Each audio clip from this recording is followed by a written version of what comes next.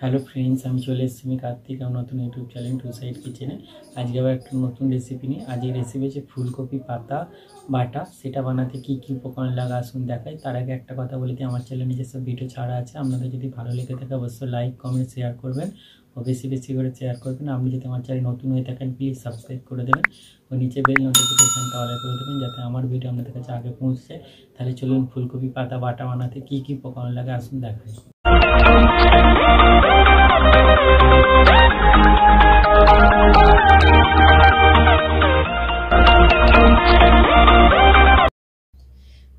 ফুলকপি পাতা বাটা রেসিপিটা বানাতে কি কি উপকরণ লাগে দেখিয়ে দেবো। তার আগে একটা কথা বলে দিই, ভিডিওটা প্রথম থেকে শেষ অবধি দেখার অনুরোধ রইল।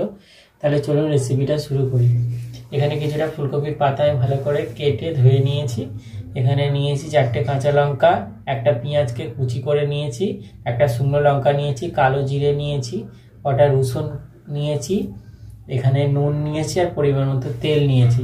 তাহলে চলুন রেসিপিটা শুরু করি। গ্যাসটা জেলে কড়াটা বসিয়ে দিয়েছি, কড়াটা গরম হয়ে গেছে, কড়াই তেল দিয়ে দেবো।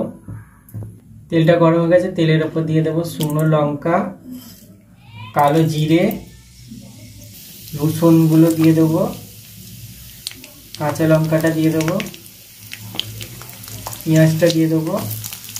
এগুলো ভালো করে একটু ভেজে নেবো। আগে ফুলকপি পাতাগুলো দিয়ে দেবো, ভালো করে ভেজে নেবো। নুনটা দিয়ে দেবো, ভালো করে ভেজে নেবো।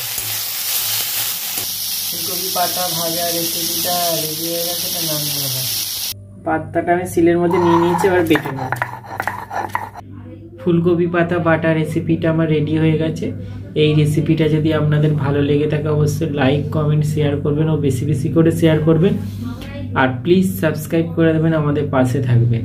চলুন তাহলে দেখা হচ্ছে নেক্সট ভিডিওতে। এরকম নিত্য নতুন ভিডিও পাওয়ার জন্য আমাদের চ্যানেলটাকে অবশ্যই সাবস্ক্রাইব করবেন, আমাদের পাশে থাকবেন। চলুন তাহলে দেখা হচ্ছে নেক্সট ভিডিওতে।